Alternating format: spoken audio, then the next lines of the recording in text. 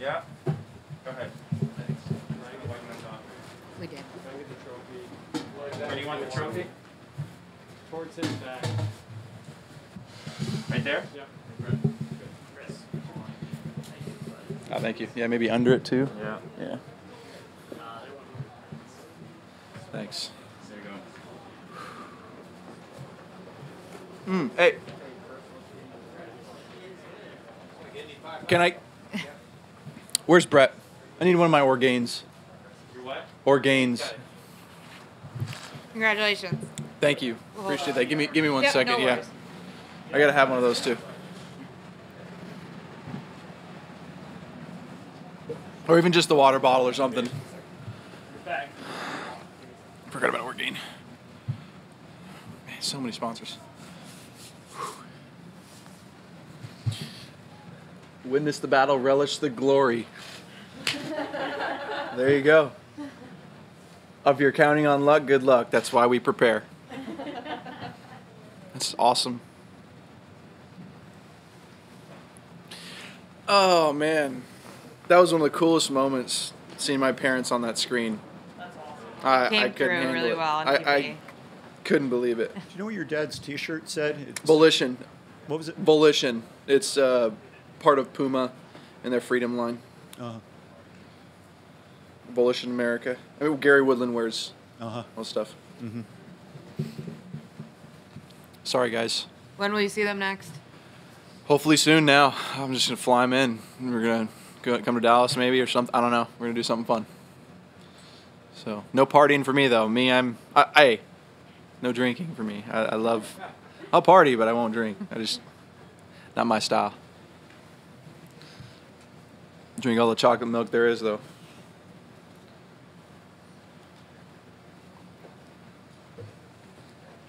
Oh, that's not too bad.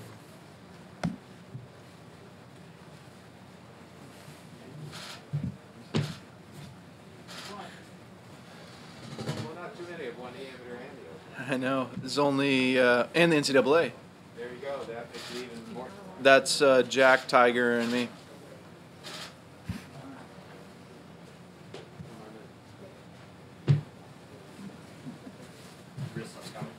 Oh, is it? Okay. All right, we're good enough for now. All right. We're pleased to welcome champion of the 120th U.S. Open, Bryson DeChambeau. How does that sound? Surreal.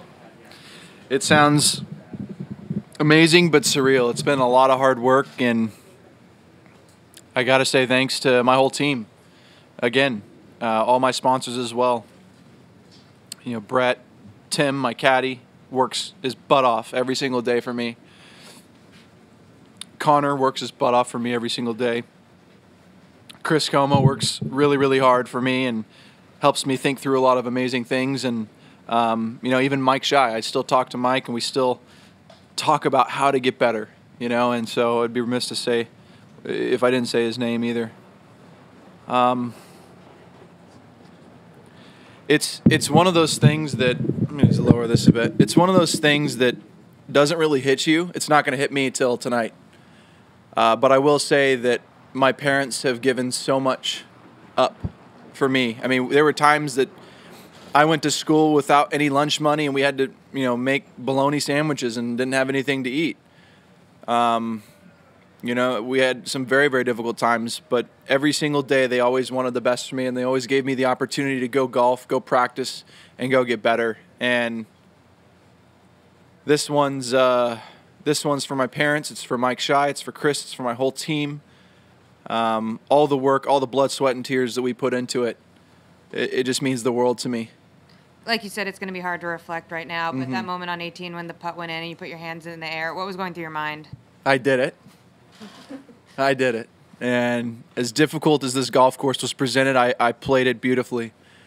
Even when I got in the rough, I was still able to manage my game and hit it to correct sides of the greens, except on 14 today. 14. And kept plugging away. My putting was immaculate today. My speed control, incredible. That's why we work so hard on my speed control. You see me out there on the greens with the device controlling my speed, trying to control my speed. It's just something that allows me and gives me comfort to know that on this green or these speeds of greens, it's going to be repeatable. It's going to be this. It's going to be that. And so it just gives me comfort in knowing how far I can take it back and go through. And so many times I relied on science, and it worked every single time. We're going to take one from the Cisco WebEx. Your fans and backers are very passionate in their support of you. What do you have to say to them right now? I can't say thank you enough for supporting me and staying with me through thick and thin. And, there's always going to be people that say things. There's always going to be people that do things. But no matter what, my focus and my message to everybody out there is each and every day that you're living life, try and make this day better than the previous day. Let today's garbage be better than yesterday. And the fans that have always been there, the supporters that have always been there, I can't thank you enough for everything that you have meant for me. You've kept me pushing the needle, moving the needle, and you're going to keep inspiring me too. So I really thank you for everything. I couldn't do it without you guys. Cameron. Bryson, you said the T4 at the PGA felt like you were moving in the right direction. Yeah. But with all of the chatter and all the doubters that, what is he doing? Does this absolutely put you over the edge in terms of validating what you've done? Yeah, absolutely. And I'm not going to stop. Next week, I'm going to be trying a 48-inch driver. We're going to be messing with some head designs and do some amazing things with Cobra to make it feasible to hit these drives, hopefully 360, 370. Maybe even farther. We don't know. Ron. Given the way you've adopted this approach, do you feel like you're potentially changing the game, or at least changing the way people think about playing in the game? I think I'm definitely changing the way people think about the game. Now, whether you can do it, that's a whole different situation. There's going to be a lot of people that are going to be hitting it far. Like Matthew was hitting it plenty far today. A couple putts just didn't go in for him today, and kept the momentum on my side. So he's definitely got the firepower and the strength to do it.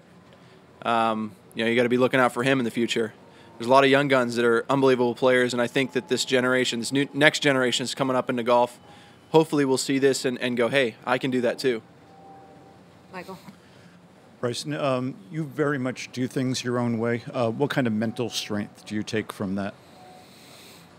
It's a lot of validation through science, just making sure that the numbers are what they are and the result is accurate. So if I had this is just an example, if I hit a 40-footer and it says 10.1 miles per hour on the device, I know that I've executed it correctly. And if I see the ball go 2 feet past that 40-foot mark, I know it's perfect. I know I've done everything I can in my brain to make my perception reality.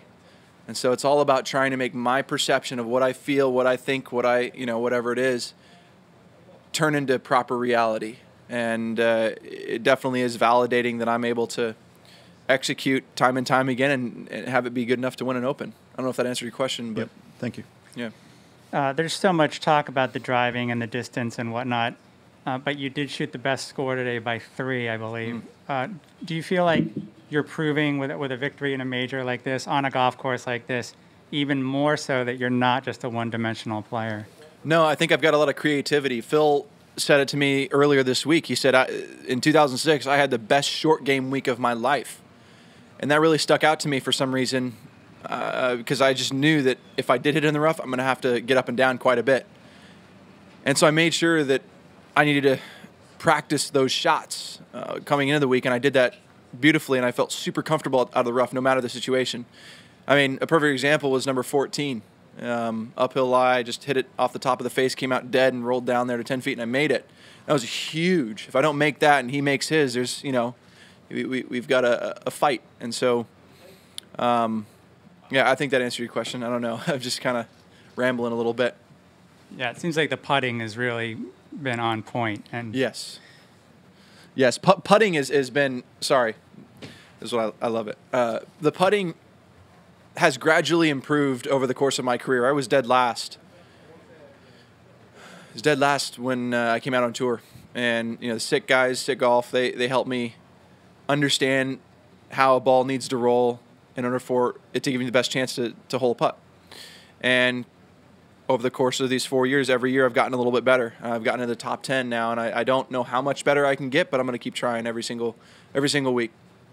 We're going to go back to the Cisco WebEx. Bryson, you used your own approach to the game to get here. Do you think kids watching today are now going to follow in your footsteps and look at this approach and try to replicate that? You know, I hope I can inspire some people. My goal in playing golf and playing this game is to try and figure it out. I'm just trying to figure out this very complex, multivariable game and multidimensional game as well. It's very, very difficult. And so it's just fun. It's a fun journey for me. I hope that inspires people to say, hey, look, maybe there is a different way to do it. And, you know, not everybody has to do it my way. I'm not saying that. I'm just saying in general that there are different ways to do things. And if you can find your own way, find your passion, like Arnie said, swing your swing. That's what I do. That's what Matthew Wolf does. That's what Tiger does. That's what Phil does. That's what everybody does. And we're all trying to play the best golf we can.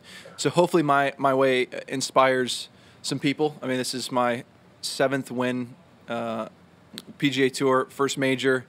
Couldn't be more proud. And I hope that it does inspire a few people. Here on the left. Just for the record, what is your current height and weight? 6'1", 230 to 235, depending on if I've eaten steak or not. Do you want to be bigger when you get to Augusta? Yeah. What would you say is your, like, shooting for? I think I can get to 245. It's going to be a lot of working out. I don't think it's possible. It may be. I don't know. It's just I've gained so much so quickly in a year. You know, they always say when you work out, you gain your 30 pounds or whatever it is. And then after that, each year, you half it. So you can go 15. If you keep working out every day, you keep halving it. And eventually there just comes a point where you can't gain much more. But I feel like I could still get up there if I work hard enough. What's your response to people who say, like, it can't be healthy for the body? Or Well, I am talking to a doctor. I got all my blood sample tests, everything back a couple weeks ago. And everything is fine so far. And we're going to keep monitoring it and making sure that I'm as healthy as possible because I do want to live for a long time. Rex and then Doug. Bryson, what drove you to the range in the cold and dark last night? What were you looking for and what did you find? Yeah, so my driver was not performing in the way I wanted it to.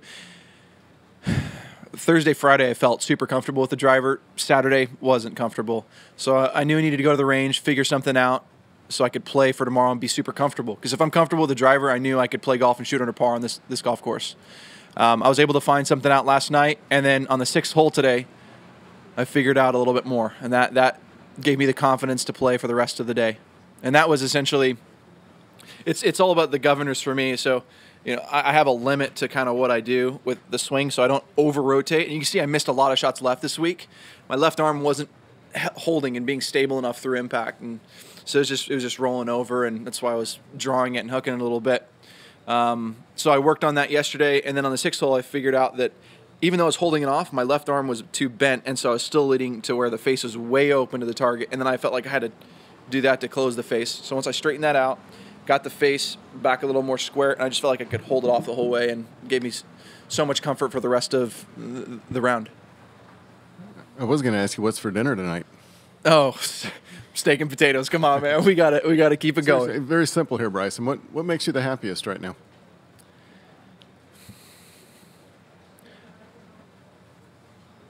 I would say, first off, knowing that the team around me has worked just as hard as I have, if not harder, to get me to where I am today.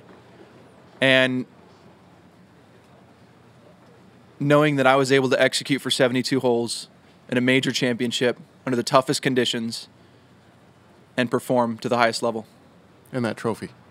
Yeah, the trophy obviously is really nice. It comes with it, but I mean, this has got to be some form of validation in your head, you know? 100%, no doubt. For me, it's about the journey of can I execute every shot more repeatably than everybody else, and I was able to do that this week, and that's why I won by 6. Yeah. Thanks. Thank you. Back to the Cisco WebEx. How do you explain how during a pandemic and what a lot of people are writing off as kind of a lost year, you've elevated your game this much? I felt like it was an opportunity, not a lost year at all. I felt like it was an opportunity to do something great, change my lifestyle, make it healthier, make it better. And I hope this inspires everybody else to do the same. When you have time, when you have that little free moment, don't squander it. Look at it as an opportunity for you to make yourself better. And that's what I think I did this year. And I'm going to keep trying to do that. We're going to go left to Alex. Yeah. When you were a little kid starting out with this whole thing, was the U.S. Open the one you wanted to win, or was it something else? I would say any major was the ones they were all ones that I wanted to win, but I knew that my game would fit best for a U.S. Open. The reason for that is because I always felt growing up in college, I was always a super straight driver of the golf ball, super great iron player, and putting was always iffy, but I knew I could get around it on fast, quick greens. I was always really good on quick greens.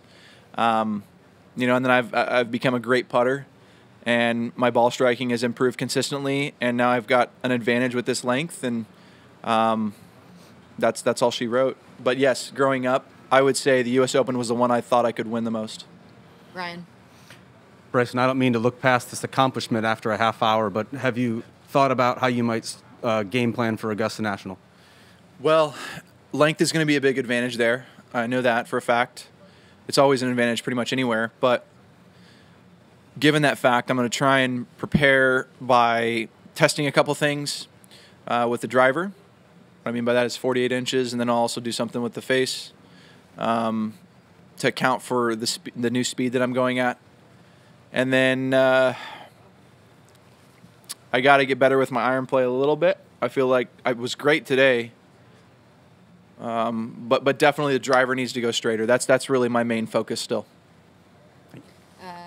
Doug? If Bryson, if the USGA had a debriefing meeting tomorrow morning to talk about how this U.S. Open was won at Wingfoot, what do you think they'd be talking about? He's hitting it forever, and that's why he won.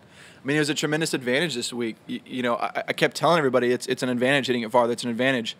And Mark Brody was talking to Chris Como, and they were both talking about how they just made the fairways too small this week to have it be an advantage for guys hitting the fairway. So what I mean by that is you can make it to, let's take an example of you going like a yard wide, right? And nobody's getting the fairway. Okay, length is going to win. You make the fairways too wide, length is going to win. And so there's this like balance between width of fairways and where they want to play it and where they're going to try and make you play it. But if distance has been such a hot topic over the last 2 or 3 years and they're looking into it now, do you think this will accelerate any desire to try and rein you guys in? It's tough to rein in athleticism. We're always going to be trying to get stronger, fitter, more athletic. I mean, Tiger inspired this whole generation to do this, and we're going to keep going after it. I don't think it's going to stop. Will they rein it back? I'm sure something might happen, but I don't know what it will be. I just know that length is always going to be an advantage. How much is athleticism? How much is science, technology? Well, the COR was locked in back in 2000 or something like that. You could only have it come off the face so much, right? And so it's been that way ever since. And the rules haven't changed. People have just gotten a little longer with their driver. The shafts have become better for sustaining higher swing speeds. And, we're consequently trying to just hit it as hard as we possibly can. Kyle Berkshire, Justin James, a bunch of those guys, Josh, they all inspired me to try and go harder at it. And, they are the ones breaking the barriers. I can see what is possible. And so that inspires me to keep pushing the limits. I don't think that science is as big of a role in the market today. I would say it's more of athleticism playing probably a bigger role for that, for sure. Because I was hitting it, on just a normal average tour player a year ago, and then I all of a sudden got a lot stronger, worked out every day, been working out every day, and all of a sudden, not because of clubs, but because of me, I was able to gain 20, 25 yards. Thank you. Bryson, our 120th U.S. Open champion, congratulations again. Thank you, guys. Thank you all.